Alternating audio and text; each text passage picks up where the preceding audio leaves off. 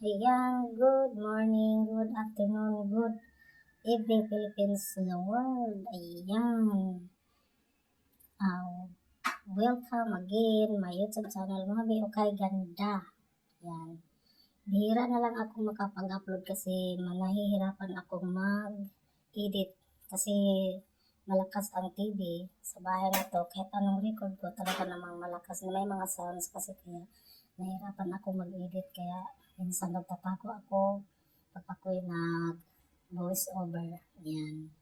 Welcome po kayong lahat again kasi bihira lang ako makapag-upload. Ayan. Ang ginagawa ko dyan, nagpapausok ako kasi iniika ako. Kasi may ubo kasi ako. Tapos, ngayon, bawal ko pa ng karning kalabaw kasi nga may ubo. Matigas ang ulo.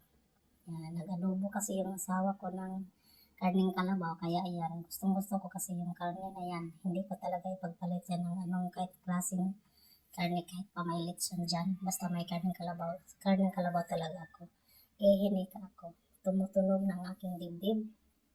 Kaya nagpausok na ako. Pangalawa na yan. Kasi kailangan gawin ko 3 para talagang lubos ang mawala yung hika. Kasi ang dibdib ko dyan tumutunog na. Sabi, ganyan ang aking dibdib pag ako humihinga. Kaya yan, hindi yan natatanggal pag hindi ako nagpapausok kung ano mang kinakain ko na kung saan ako nagkaroon ng hika. Kaya ayan, kasi karning kalabaw ang kinakain ko. Kaya karning kalabaw din ang nilaga ko tapos ipapausok. Meron karning kalabaw yan sa nilaga ko kasali. Ayan, pinapawisan na ako dyan. Pero kailangan talaga na mas marami ang pawis. Kaya ang gagawin ko magpausok talaga ako ng todo para matanggal yung aking hika. Pangalawa ko pa yan. Yan, shout out kay Friendship Vlog at sa lahat ng taga-suporta sa akin small YouTube channel.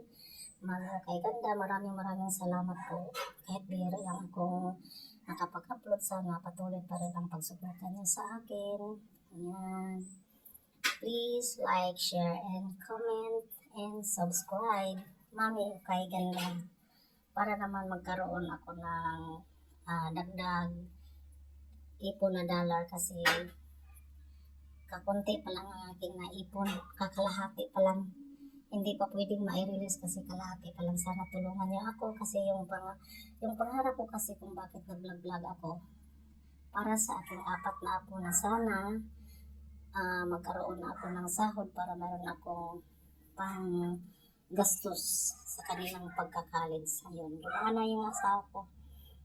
Lagi ako nagalit na yan. Tinignan pa ako, sabi, ayan, matigas kasi ang ulo. Sabi lang, huwag kumain. Hindi ko sana lulutuin. Sabi mo, lulutuin kasi hindi ka kakain. Tapos, yun pala, kumain ka din. Ayan. Tinitingnan niya ako dyan. Pangatlo na yan na pausok. Ayan. Hindi rin siya pumasok. Nagpapa-open. Tapos hindi pumasok kasi doon lang ako pinagsabihan sa may pinto. Kasi nga, matigas na ang ulo. Ayan. Ako lang din ang magtitiis. Hindi naman daw siya.